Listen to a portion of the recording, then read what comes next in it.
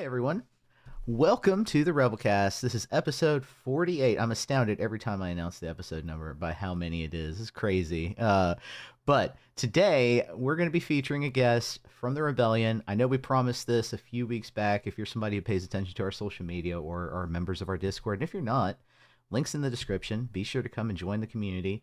We're in the middle of heavy testing and deck building for the January Spotlight series on Standard at SCGCon Atlanta. So I'm very happy with the team we've got together, with the meta share that we're covering, with how everybody's working very diligently. I'm very excited about that. So that's what's been going on in my week, is trying to get those decks together.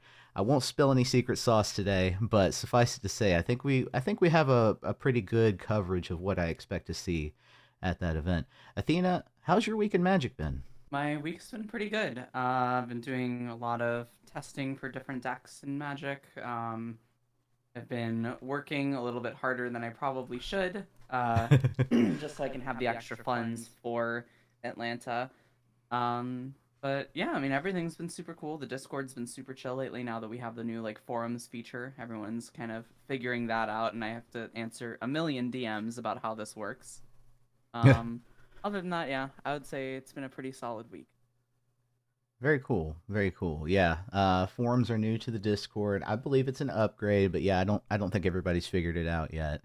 Hopefully they will soon though.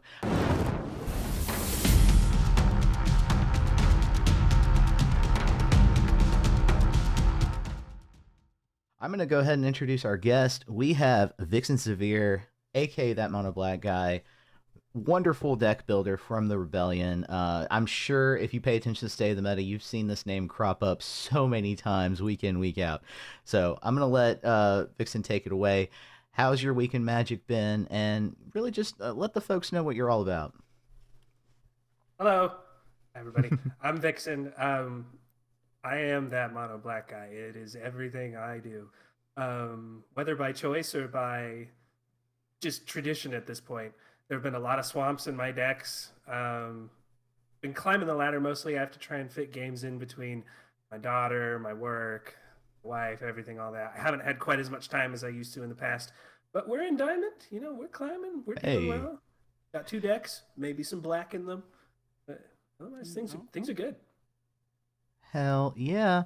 I'm in Diamond myself. I haven't been able to play as much as I wanted to. I can definitely relate to that.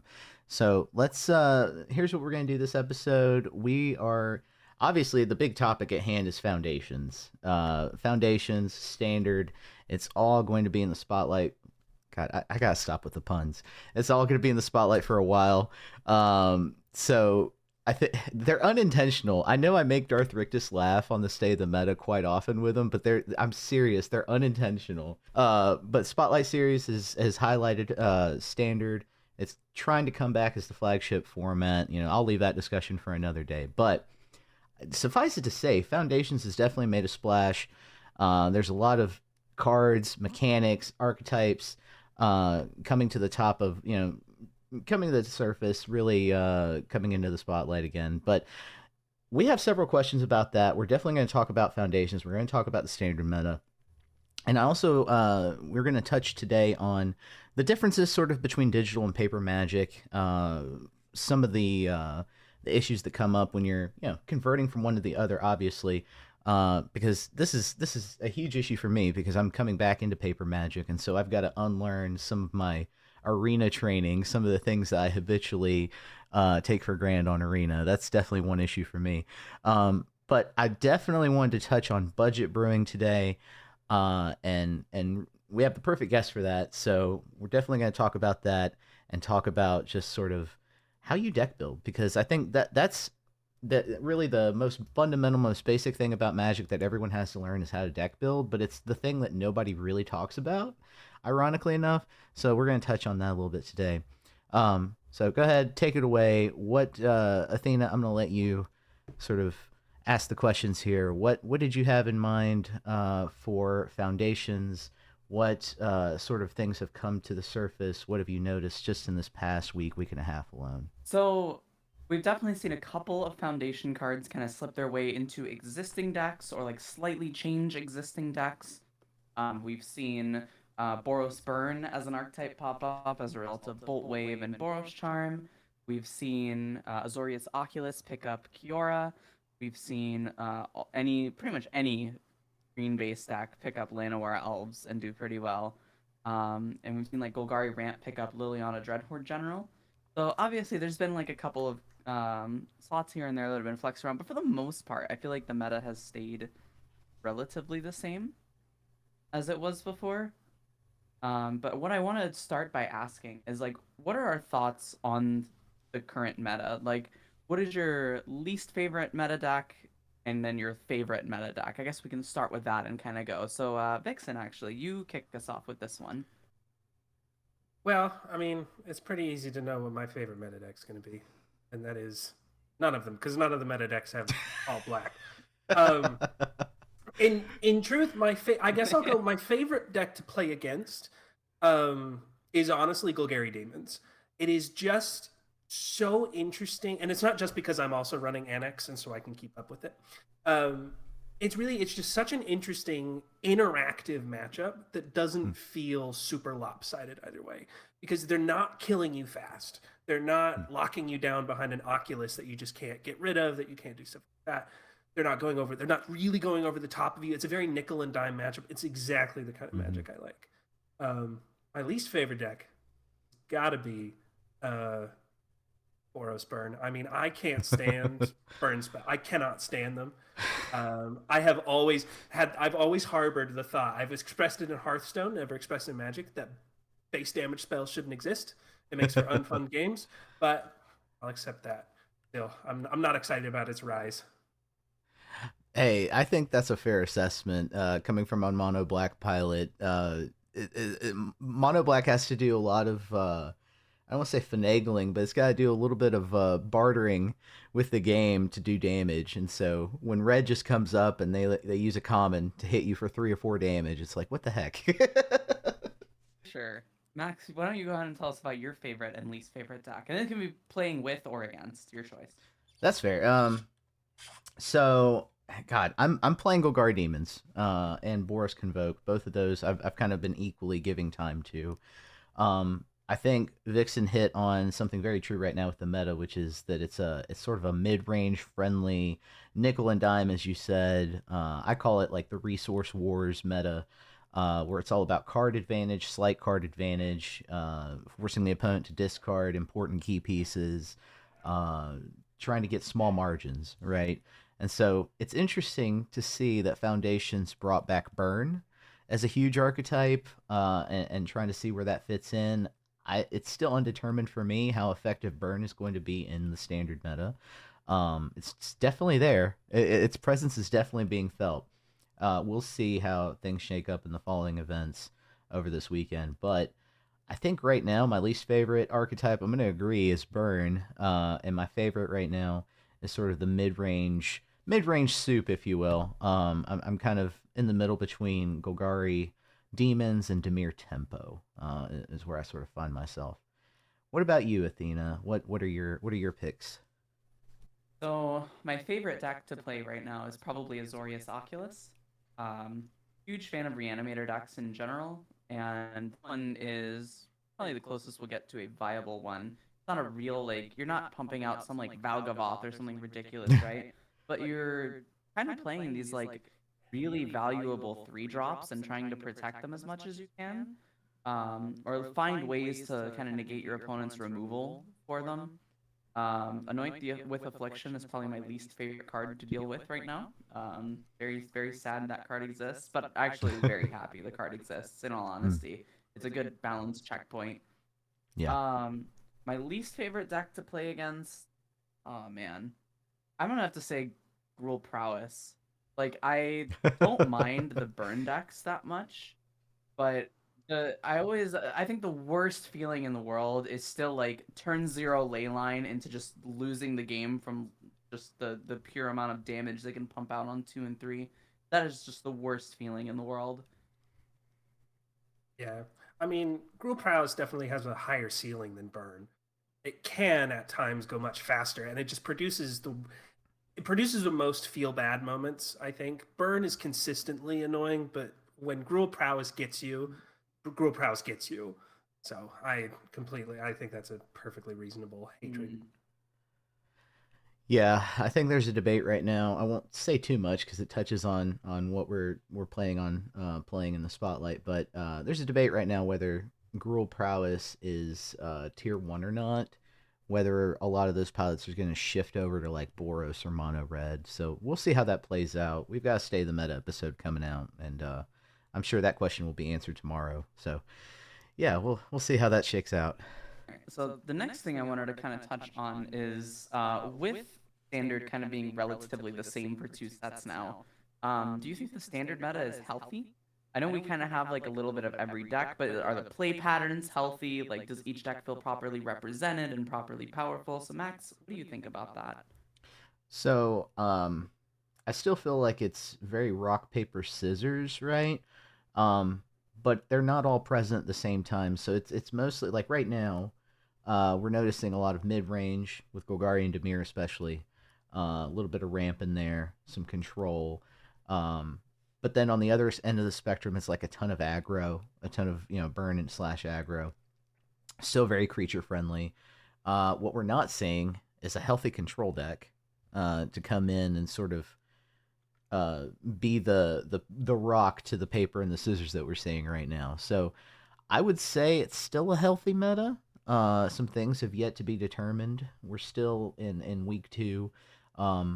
But if a control deck doesn't come back, if we don't get something with a healthy number of counter spells, I think things are going to continue to skew towards faster Magic, which I'm not sure is good for a standard format. I've always debated that with other people whether we want fast Magic in standard. Standard traditionally wants to be like a turn 4, turn 5 format, not something where you're winning on turn 2, turn 3. But Vixen, what are your thoughts?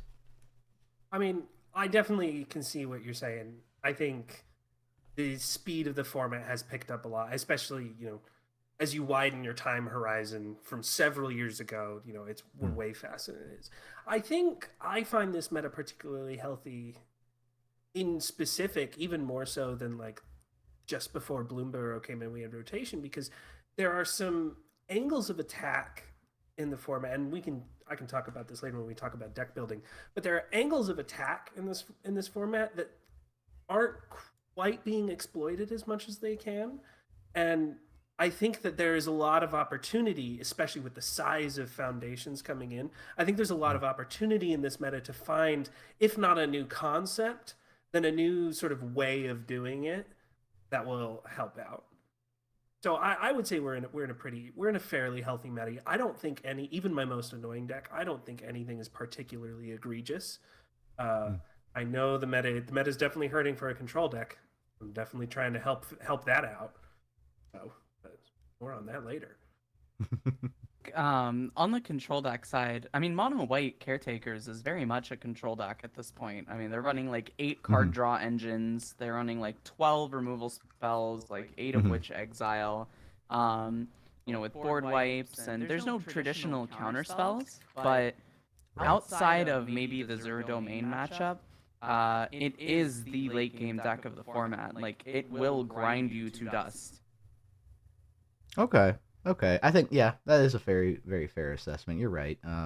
We should consider control to be more than just your traditional Azorius, right? I mean, mono black control is a thing, mono white control is a thing. So yeah, we even had Boros control last set be a thing. I kind of wonder where that deck's gone, honestly. Well, unfortunately, Urabrask's Forge looks pretty bad if people are playing stuff like Authority of the Consuls, which has been in pretty much every white sideboard I've seen since the release of this set.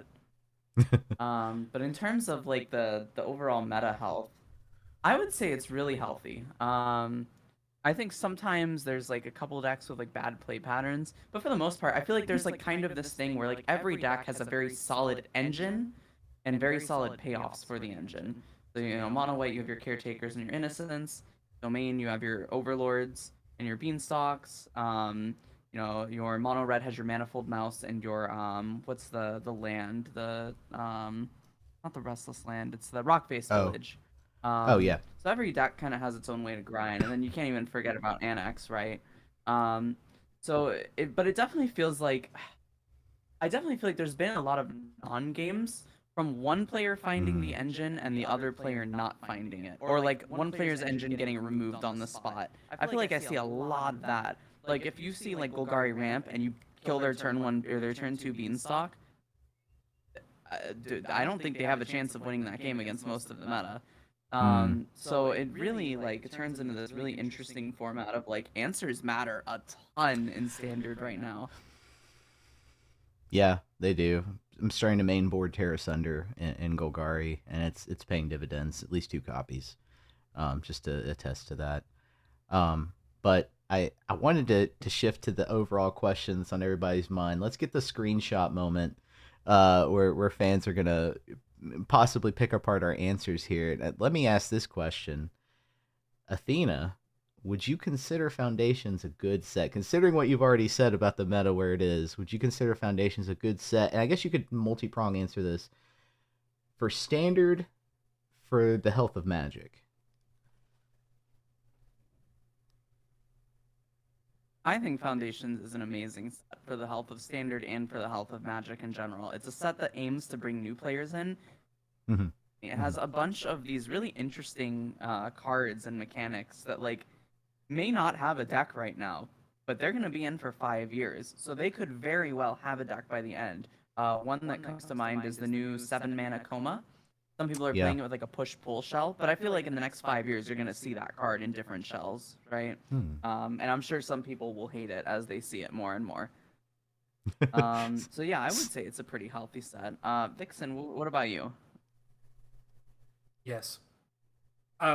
Let's be honest. Okay. Like, I understand the reasoning behind when Wizards announced they wanted to make Standard 3 years instead of 2. Because it really does feel so bad to have cards that you love and great answers or great threats or great puzzle pieces of the format rotate out. Now, can some of those be egregious? Absolutely. I was so happy to see Wandering Emperor go. But what we needed, and what I sort of disagreed with the 3 year standard, because what we really needed was a core set like the days of yore, but that didn't really rotate. You know, we had these core sets back then, and they didn't really destroy the format, I think, except in niche cases, but they provided a bedrock for the format for people to build off of. And we stopped having that for so long. And so when they announced this, and they announced it was 5 years, I was over the moon. Because what we have are cards that aren't incredibly impactful. I mean, we noted the meta hasn't shifted. The meta is really just sort of enhanced by Foundations, but I think that's what it's going to be doing for its entire lifespan. It's not going to be determining the format, but it will be enhancing it in a way that allows us to keep staying with the familiar and branch off from there. I think that's a really good response, and yeah, you're right to point out that I mean you both are that Foundations is a foundational set for the rest of the format, and it's really playing that role quite well in my opinion. I think some of the comments I've seen online that were negative, and it's not an overwhelming number of them, but they've criticized it for being too weak or too soft or not impacting the meta enough. And I think we've had it interact with Duskmourn Bloomburrow. Let's give it some time. Let's give it some time. It's going to be around for a while. I think maybe we'll start to get sick of it towards the end of the 5 years. We'll want something else, but hopefully by then, things will be so different that we won't be able to complain about the fact that hey, the new standard set like every couple months is going to shake things up. Like we said in the last podcast episode, it's going to be a positive in that sense. You get a shake up every few months, and that's going to be good because I remember the days when just a few years ago I was getting pretty sick of the current standard set, whatever it was, and the meta being the same for like 6 months at a time. So, yeah, I'm pretty happy where things are, definitely. I want to add, like, when people say that Foundations is weak, like that's almost the point. You Mm-hmm. don't want it. You don't want it to be like Ixalan, like original Ixalan weak. That was Yeah. a little Oh abysmal. God. But you don't want it to be strong, because if it's strong, we have that for 5 years. Imagine if Wandering Emperor was in this one. Imagine if Fable was in Foundations. I try not to. Oh. So saying it's weak is not a criticism. That's almost the feature rather than the bug. Yeah, and before we move on to the next topic, Yeah, I I can't don't. imagine if we had neon time. Yeah, for real. Don't let it. I didn't let it sneak by me that Athena sort of implied that maybe there will be a Simic ramp deck using Coma in the future. I actually want that to be a thing again. I miss Simic ramp. It might be. It could be. We don't know. You know, that's the beauty of it. Yeah. I mean, one thing is like we're returning by Korea, I think, pretty Mhm. soon here, Mhm. if I'm not mistaken. And with the triomes there, I mean, Sultai Ramp has been like a deck like in the past that was made by Ikoria as a core. So I could totally see that happening. But in any case, I wanted to kind of touch on the next big topic we have here is playing paper versus playing arena. So obviously, we've talked about like kind of our experience. I imagine most of our experience for the three of us lately has been on arena rather than paper. And so the biggest thing is I wanted to ask like what are what are your experiences playing paper and your experiences playing arena and how do they differ? So Vixen, you go ahead and kick us off with that one. Yeah. Well, so what's interesting for me is that you're right in saying lately my experience has basically all been arena, pretty much since it came out. But for many years before that, from when I first got into Magic, and basically as soon as I got into Magic, I got into FNMs and local tournaments. It was all paper. That's all it was for 5 or 6 years. And so it's interesting because the paper play I prefer, but it's a lot more investment. I mean, monetary investment, buying the cards. In general, I think paper costs more than arena. It's a little iffy depending on whether you're free to play or not. But in general, the paper cards are going to cost more. It's a lot more of a time commitment. I mean, sometimes these tournaments go for 4 or 5 hours. I've gone to a midnight pre-release once. That was 6 or 7 rounds at midnight. We got out at 7 a.m. Oh my You know, god. it was. I won that for the record. Went 6-0, but Nice. I think I was the only mostly conscious one at the end. And so I do love what Arena offers in that it offers you you don't have to be the rules lawyer worrying about everybody's triggers and worrying about everything about this because it does it all for you. There's an option to sort of do free to play. You get a lot of free resources and resources over time, but it definitely lacks sort of a magic that paper does, and I think it's the connection piece because I can't see who I'm playing against. I can't joke around. I can't jawbone with them, and I miss that. But at the same time, it's really hard to like trek over to my LGS, which could be half an hour away, sit in this room with a bunch of sweaty guys for 4 hours. There's trade offs.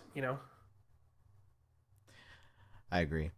I agree. I I'll just say this. I love Arena. I'm very one sided towards Arena becoming like the way that we do more competitive events. I don't necessarily want it to take over 100%. We've had this discussion in the Rebellion Discord several times. I'm an advocate for some of these big events like Worlds, having them sit down in front of each other, but in front of sort of a computer and play it out on Arena so that nobody misses triggers. We get perfect gameplay. Of course, I've gotten some pushback from that from the community, but there's value to paper Magic as well. The Gathering, obviously, where you gather matters too. In recent years, it's been the kitchen table. But before that, I'm still nostalgic for the era where you were forced to go to the back room in the comic book shop and interact with all sorts of nerds. And I mean, that's how I grew up. I miss that environment. I really do. Even the LGS doesn't necessarily hit that for me. Except for those days where you got the Warhammer players on the table next to you and the Pokemon players over in the other corner. Except for those sorts of days, yeah, it's mostly as you described, sweaty dudes in a room together, and that carries its own issues. So definitely pros and cons to both. I'm more for the arena experience, but I definitely see the place of paper. Athena, I want to hear your thoughts on this. How do you, because you come from other competitive games like League of Legends in the past. So how do you see this issue? So, I mean, I definitely say I prefer Arena over paper. Just the fact that you can't do things like miss triggers or just the fact that Arena makes all the information so easy for you. Can you imagine playing a mill deck in paper? Oh, I guess maybe you two have. I have no idea. Yeah. Or played with or against one. But having to ask your opponent, hey, how many cards do you have left in your library? I feel like that would be such an awful question to have to ask someone, while you're trying to calculate your mill lethal. Like playing blue-white control, the fact that pre-rotation I could just hover over their deck and see if my Jace is lethal or not was a pretty big boon to the deck and being able to play it smoothly, right? Having to all I have to do to like see how many cards they have in their hand is hover over their hand. Same with the cards in their graveyard. That can be done while the game is going on. There's no like weird social rules around it. Big fan of Arena. I think the whole thing of like missing out on the gathering. I mean, I feel like you could easily have the gathering part online. Obviously, you wouldn't be able to meet in person with it, but I mean, you could very easily join a Discord and go into like a video chat with people while playing Magic. I feel like that's totally a doable thing for you to do and just have it kind of be like we want the Rebellion to be like a digital LGS, right? And that's been super fun even without the video camera part, just like hanging out with people in the Discord and playing Magic against each other. That's one of those social aspects to me. That's the equivalent of an LGS because I mean mine is a little bit of a pain to get to and hosts their events on a night that I work. I really want to highlight the fact, not just because obviously we're part of the Rebellion. We'd love for you to join the Rebellion Discord, but I think the rise of communities like the Rebellion or even other streamer communities like Jim Davis's Discord or something like that, all of these are really making up for sort of a bit of the pandemic loss in LGS traffic. I don't know if we'll ever get back to that in person, but I do think the communities are finding aspects of getting in, and you really should join the Rebellion when it's really good. You really should. Digital LGS is the perfect moniker that I think we've latched onto that identity, and I think that's what we're going to continue to push through the next year, as well as becoming more like a digital LG. I mean, hey, if you're one of those people nostalgic for the LGS scene, come by because we got sway dudes in there too. I promise. I promise. No, I oh my God. Just to comment really quickly, I love the girl power in there too. I think we have a good balance of both. It's really cool to see everybody interact comfortably online, where otherwise, if it were a physical space, you might not have that level of comfortability. So there's definitely an advantage to a digital LGS situation. So I guess the last thing I want to touch on with this paper versus arena thing is, do either of you have any tips or tricks of playing one or the other? As someone who kind of struggles to play in paper between tracking triggers, seeing alternate arts, etc. Are there any tips for playing paper more optimally? I guess. Well, it's interesting because both of sort of the strategies I use to perform optimally in paper and arena are very different but have sort of the same thing. In arena, I get very, very competitive and very, very hyper focused, and you gotta let that go. Because if you're not relaxed, if you're not like, okay, I'm sitting in my chair, I'm playing a game, you can get really hard, and because there's not another person across from you, it often gets very impersonal, you get very tilted very easily. Paper is almost the opposite for me. I have to focus harder because I'm like, I like people. I like the guy sitting across from me is another dad. We're chatting about our kids. Oh, shoot, I missed a trigger. Oh, shoot, I made a misplay. So really my main tip for both is figure out what your normal sort of equilibrium headspace is and strive for that in either one. Because if you're on either extreme, you're just not going to you're going to play fine. It's a distribution. You'll play fine. But if you're trying to push for that top 8 in an RCQ or trying to push for that fifth win in the arena event, you really just have to look for the little margins in headspace. I think that's a really great tip. I think losing feels a lot less worse in paper, partially because you're in front of other people, but also partially because you get to interact and meet new people. As for me as a content creator, having somebody sitting across the table from me recognize who I am is still a very weird experience, but it sort of adds a layer of like, okay, you've got to be friendly, you've got to be amenable, you've got to be amiable towards this other person. So like there's this pressure to be a good person for me anyway. So it's like it keeps me in check Because I definitely, when I'm streaming, and when I'm not streaming on Arena, you'll find the expletives come out pretty easily. Makes sense, makes sense. I think I've had kind of the opposite experience where I feel like I am way too nervous in paper. Maybe it's because the only paper events I've gone to have been like really sweaty RCQs. But I definitely have felt like there was a very like not hostile environment, but like people were not friendly at all.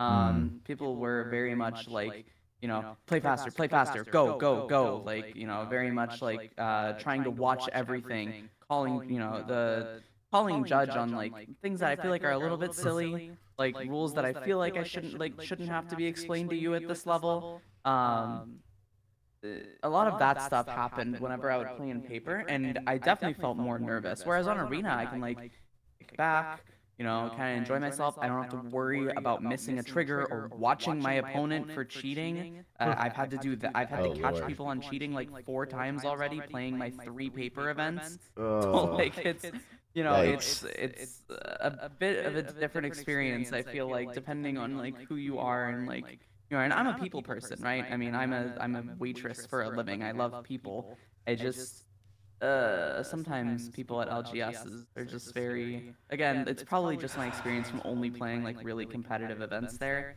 but hasn't been the best experience in paper.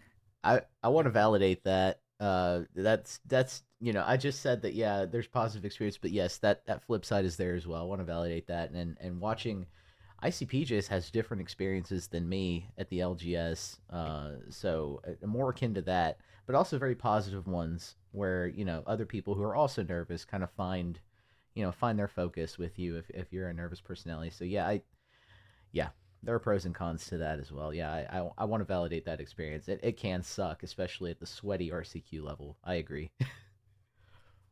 Yeah, I think it's important to note the difference between really not even like comp REL, but just like higher level play and like FNM level play. Because FNM and level play is my perfect. I've tried a couple big tournaments and I'm not about it. Like I just can't.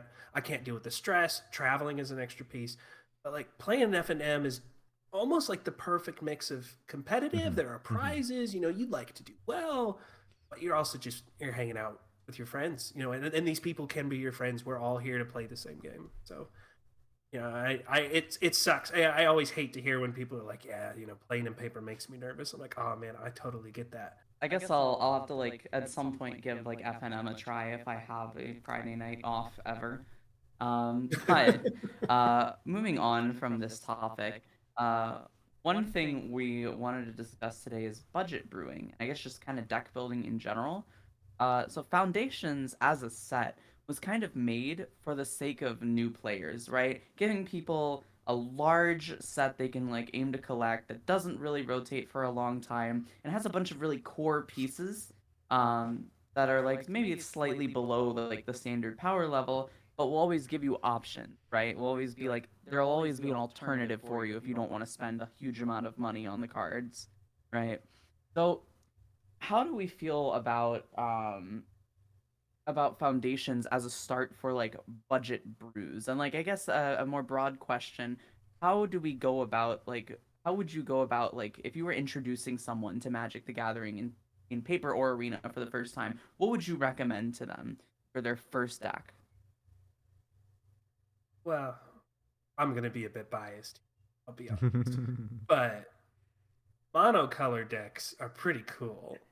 And I joke about that, but it really is sort of the most easiest entry point for a new player is to pick a color and identify it with it. Because the beauty of the color pie is that it has such strong identities. And so when I introduce my friends to Magic, I always say, hey, these are our 5 colors. These are sort of I don't say this blue is about card drawing, green is about big creatures. I say blue is about like sneakiness and subtlety, while black is about power at any cost. And people always go, wow, that's really interesting. I think I might be a red player. And I'm always sad when I hear that. But monocolors are just such a good entry point. It's really hard for me to express just how great of a system the color pie is for getting new people both into the play of Magic and the culture of Magic. Yeah, I'm just gonna say here, save the trees, man. I think early on I found my color identity, and it's very unfortunate the standard hasn't really. There's not really a mono green deck, and it's been like that for a while. It's very sad, but I still find my color identity there, and whenever I can gravitate towards green, I try to for sure. So yeah, I definitely I vibe with that. Find your color identity, and especially in the beginning, see if you can build around it, and then sort of expand from there. I advise new players to try and do that as well. That's a good tip. I'll have to add mine. Swamps are the gas. I dig it. I'll have to do mine right here. No, Oh, planes. just kidding. Planes are always my favorite. Oh goodness. All right. So I guess the next question I kind of like jump into here is there's a big difference between arena cheap and paper, right? Whenever we talk about arena cheap, it's usually sticking with commons and uncommons, having very few rare wild cards, etc. Paper cheap is a different story entirely, right? Because there's going to be a lot of rares and mythics that are pretty cheap to get in paper, and then there's also going to be some rares and mythics like God forbid Sheoldred that you're going to have to really shill a bunch of money out for. So what are our thoughts on like if you were like getting a new player into the game and trying to get them to play budget, would you rather have them play arena or would you rather have them play paper? I think it has to be arena is the answer, only because you're offered so much free stuff out of the bat. Like Right. like you they and they've gotten really good about this, especially with foundations. I like when you logged in to arena the day foundations dropped. I think I had to click 150 times to get through all of the free cards that they've been giving us. And that's a Yeah. really good, that is a very good thing. um, Plus arena, if you think about sort of a like dollar to pack price point, the bundles and the welcome bundles and the preset pre-orders are all going to be way better than paper in terms of buying packs. Now, we're not going to really buy packs if we're deck builders. We tend to buy singles, but even so, like $1 for a pack is pretty good. And then you get wild cards for opening the packs, and then you get golden packs for buying more packs. And so I really think it's hard to beat arena, even considering junk rares in paper. There's always going to be like, if you want to play Sheoldred, you're going to pay $60 a copy. That's just what's going to happen. In arena, it's I've got 5 mythics flying around. Might as well use 2. Yeah. Yeah, I'm on the arena side on this one, and I just want to make a brief comment regarding EDH. I know they were talking about putting 4-player into arena, and that's going to bring its own fan base and sort of create an incentive for them to funnel more resources into arena. So I think that's a good thing general, even though I'm not a big EDH player. But they just announced just the other day that they're going to have a separate Commander 4-player game come out. I don't know if it's like sort of like those games that were on Xbox and PS2 where you're the planeswalker, or the MTG games from decades ago, if y'all played any of those. So I'm wondering if Arena is just going to be like the 2-player, like if they're just holding off on doing that.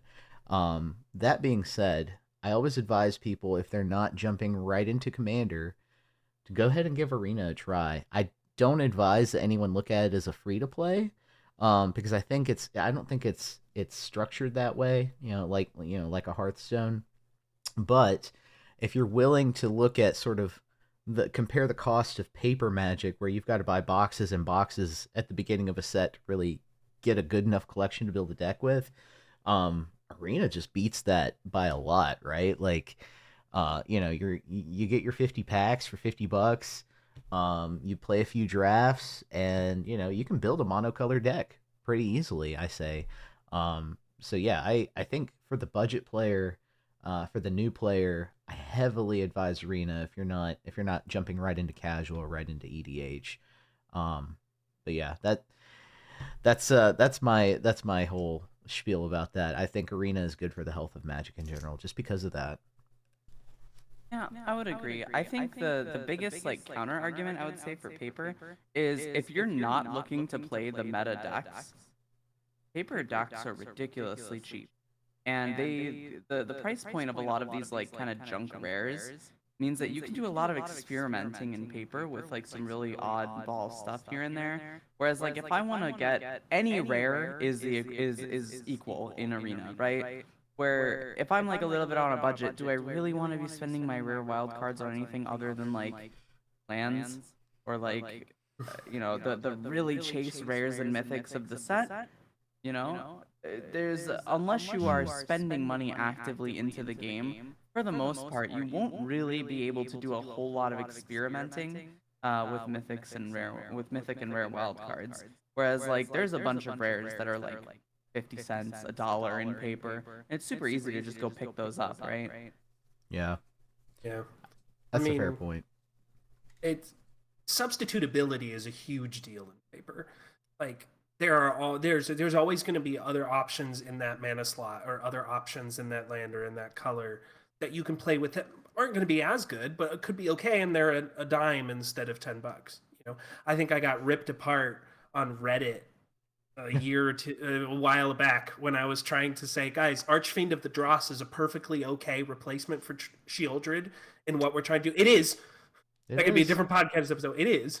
It is. And it was 10 cents instead of $60. And everybody's like, no, Shieldred's better. I'm like, kills your opponent at the same rate. I mean, come on. So there will always be better substitutability in paper. So that's definitely a big deal.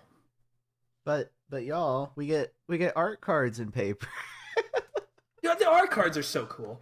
They are though. They are though. Cool. People pick on that, but yeah, They are. yeah, they are cool. I collect them. I mean, why not? But yeah, if you're a collector, obviously you're gonna want to gravitate towards paper. But I don't think there are any like new players that start out as collectors, right? We become collectors because we're forced to buy the packs, and then eventually we have a collection, and we're looking at it, on a Saturday night, drinking wine, looking at the collection like I used to with my Pokemon cards and my MTG cards. So it's interesting. The Arena doesn't create the sort of nostalgia that paper does, and that has its own kind of value, but you don't see that value until you've been playing Magic for like 5-6 years, in my opinion. Yeah, I mean, ownership is a big deal. Mm-mm. Feeling like these are my cards, this is my deck, this is my deck box, Even the playmat, like this is my playmat. I'm the guy with Gix on my playmat, Yeah. Ownership is a big part, but you don't want to get into ownership until you engage with the game enough to get immersed in it. And that's where I think Arena really comes in, is it provides a point for you to get immersed in the colors and the world, so that at that point you can go, oh, I don't really feel like I own these bits of code in a database. I would like to own something paper, please. Yeah. And I think we're all in favor of them going the way of Pokemon and put some codes in the packs, damn it. Put some pack codes in there. Please. Jesus. Yeah. And all right. Well, the next section that we're going to have here, and the last one, is going to be about our favorite colors. Obviously, we all kind of held up our land of choice for our favorite colors, right? Just a little bit ago, but we want to know why, right? Why is, Max, we'll start with you. Why is green your favorite color? What made you gravitate towards green? Because I'm a Timmy, right? So I'd like to consider myself a Johnny. And Johnnies tend to be like the tournament grinders, and that's what I aspire to be. But I'm really Spikes. a Timmy at heart. Yeah. I'm really a Johnny's kind of like in between a Spike and a Timmy. But yeah, I like big creatures. I like big momentous swings in the game. I like my 6-drops to almost win me the game if possible. I like my combos to win on the spot if I can. I'm such a fan of the creativity deck and Pioneer for that reason. But look, I think there's something to be said about when you're young, you're starting out, and you open a pack and you see, the Leviathan or the giant dinosaur, and you think, oh wow, this is a really cool card. I can't wait to play this with my friends. And then you try and actually play it, and it turns out that it loses you more matches than it wins you because you're focusing on your resources on a junk rare. So I've experienced that a lot of times. So anytime I can actually build that sort of Timmy style deck, but make it efficient, make it competitive, that's the sweet spot for me.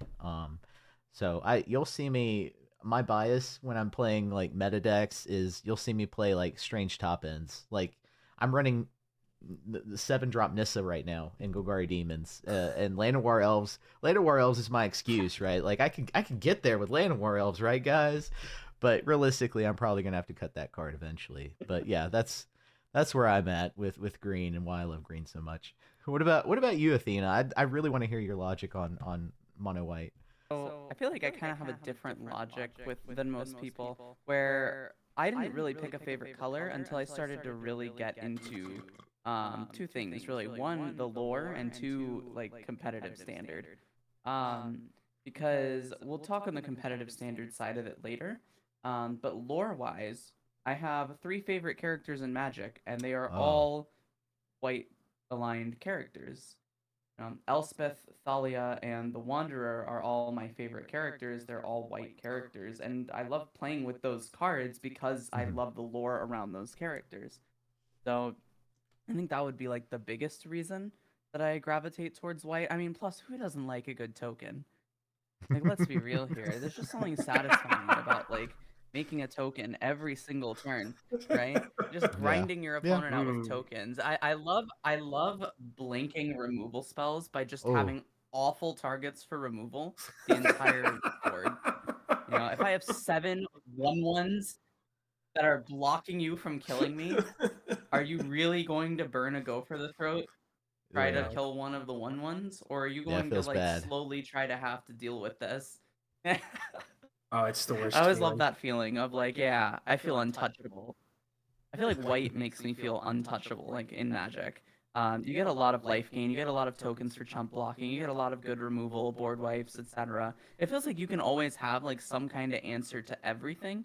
Hmm. Um, even if it's a little bit like, even if you have to give your opponent something, right? Because it's like the color of fairness.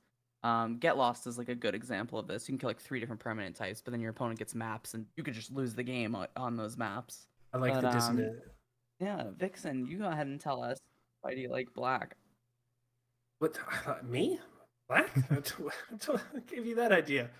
I have to say first, I love the dissonance of you over there going, "Oh, I love the feeling of them having to go for the throat in the 1/1," and I'm over here going, "I would rather die than go for the throat in 1/1." It's the combination of the two, just right next to each other.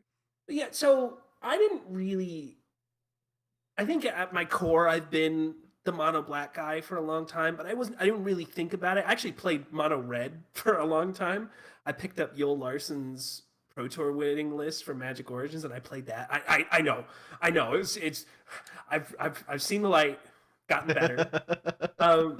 But ever since, so when I started playing Magic, it was just before Theros came out, original Theros, and so Theros was, pardon the pun, a godsend for Yeah. monocolored players.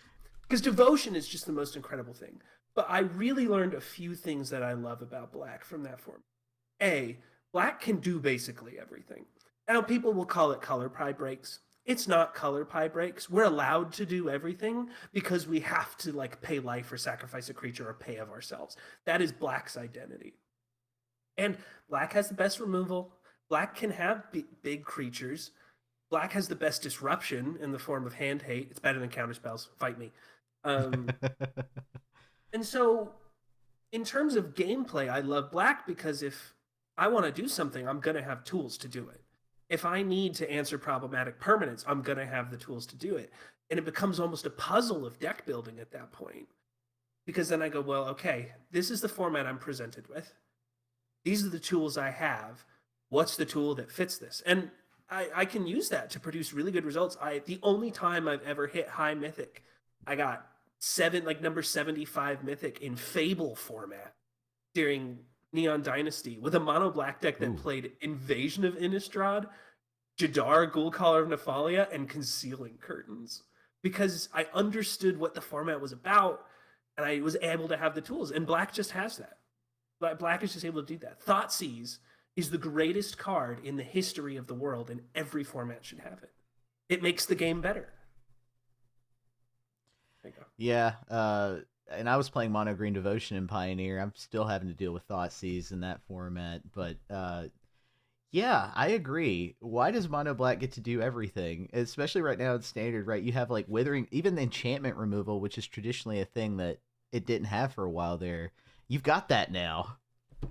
Black is tertiary in enchantment removal. It's always been that way. We've had Feed the Swarm for years. We That's cannot true. answer artifacts. We can't do That's it. true. That's Urbrask true. Forge kills us. It's that you can't. You can't do it. Yeah, you have That's to the only. dreams of steel and oil, which nobody's really Exactly. playing. Yeah. I think it's funny that two of us picked our colors for their versatility, and Max is just like, I want to cast a 10-mana spell on I will turn cast 6. Like, Crawworm. I will kill you with Crawworm. It shall happen. It shall come to pass. I Yeah. I do oh want to man. say for Oh.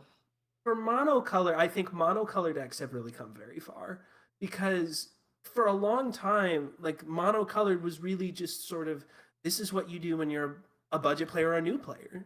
You know, if I think about the format when I got into Magic, it was like Brian Kibler's red green ramp deck. It was Azorius Spirits. It was Azorius Control. It was Jund Thragtusk Yeah. Thundermaw Hellkite piles.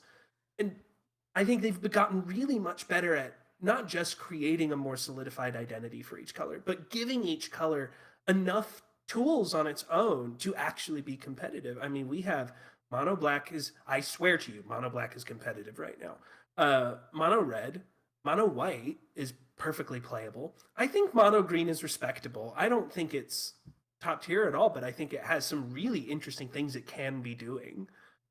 Mono Blue has always been a bit weird. Ever since Mono Blue Devotion, they haven't really had a super great Mono Blue deck, except for Mono Blue Tempo. But they've been really good at making the monocolor decks not just competitive, but like sustainable across formats. Mm-hmm. Yeah, I definitely see that, and yeah, your comment about mono green is dead on. It's kind of it's always going to be on the outside looking in standard it seems like, but when it can draw cards, when it can sort of gather resources in an efficient way, it and curve out, it does really well. I think of all the colors it wants to curve out the most. But yeah, and we all hate mono red. But it was in my past, and I hate it. I never want to see an abbot of Carol Keep again. I hate mono blue. I hate mono blue a little bit more than mono red, personally. Like, even as someone who plays a bunch of Azorius Control and stuff, right? Like, I don't know, mono blue tempo just always feels like one of those decks that it's like, it's either so terrible, or it's like, it's so oppressive to play against. And the other aspect of it is like, it's such a play draw dependent deck, right? Because you don't have 1-mana counters. So if you're like, your opponent landing a 1-drop into a 2-drop on the play usually means you're losing that game, like almost 100% of the time, because you just don't have answers to those. So it just feels like such a polarizing deck. I don't really like it when mono blue decks are in the format.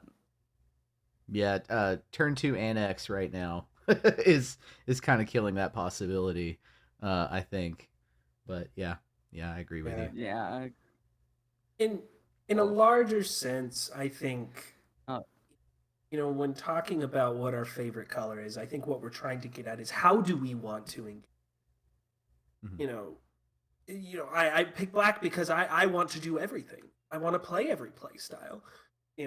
Max, it sounds like you pick green because you want to beat people's face in with big dino feet, and Athena picked white because, like she said, white is untouchable. You can stay alive. You can do whatever you need to. You can make it really hard for your opponent to make decisions.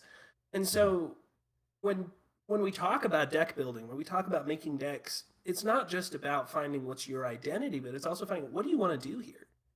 What do you want to what do you want to play? Do you want to go fast? Do you want to go slow? And the beauty of the color pie and picking colors in general is nowadays you can do most anything.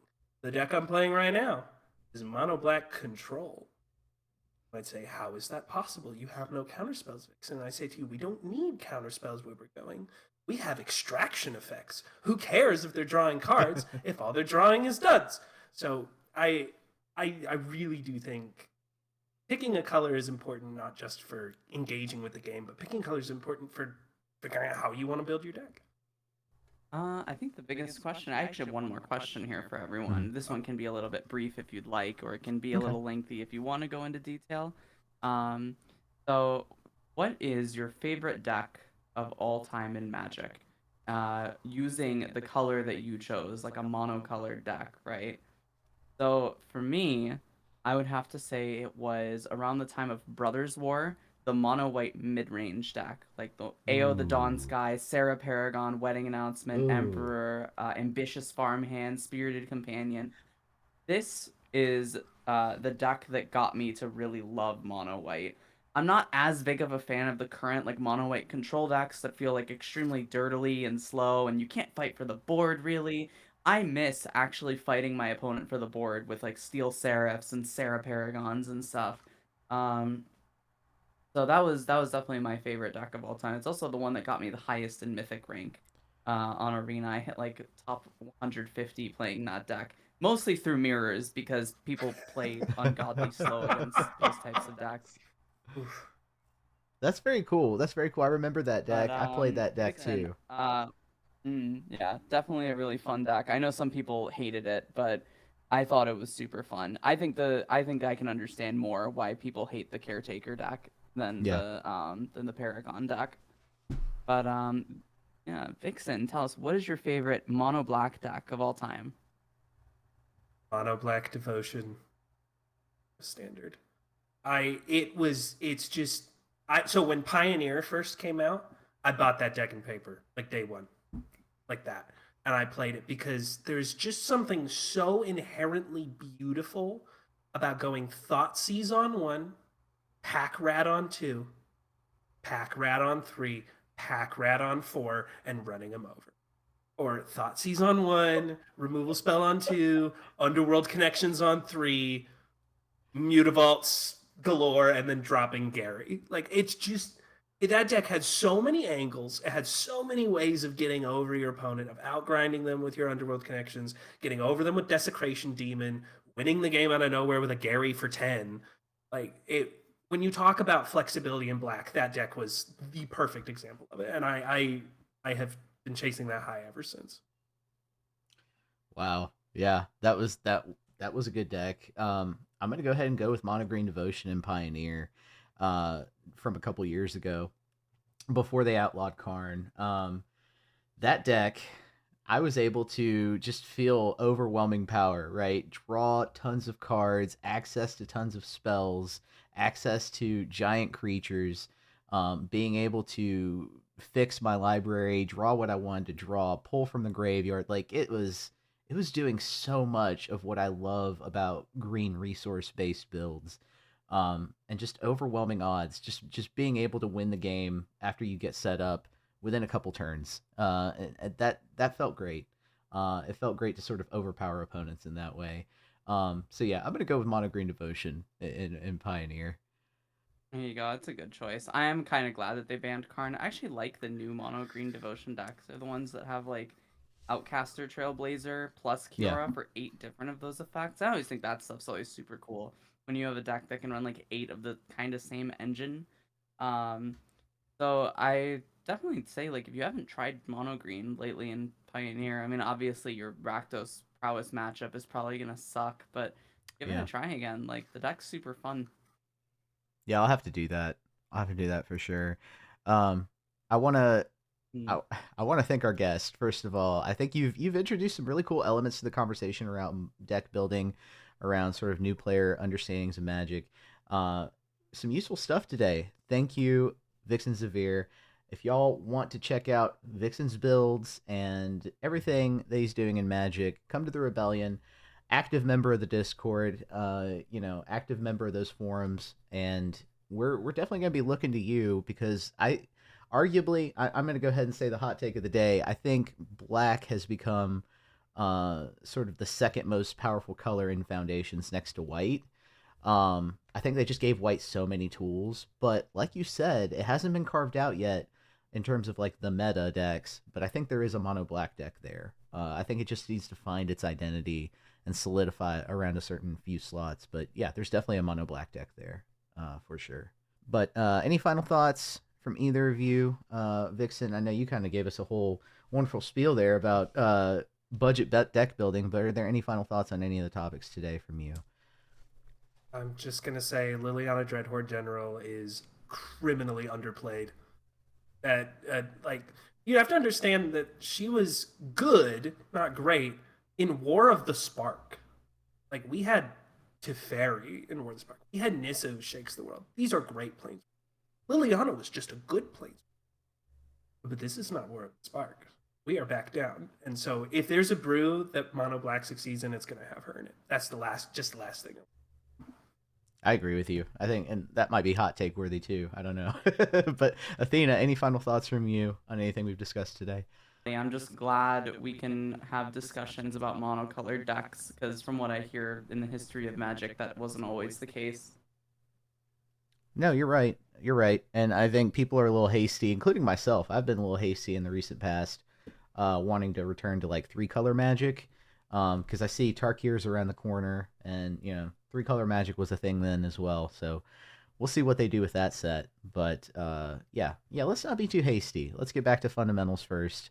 I think that's what Foundations is all about. But that's all the time we have for today. This episode of the Rebelcast is sponsor-free, so if you'd like to contribute to what we do and make sure we stay in the game as long as possible, consider making a purchase in our merch store or joining the Rebellion. That's right. And until next time, untap, upkeep, resist. Resist. Resist.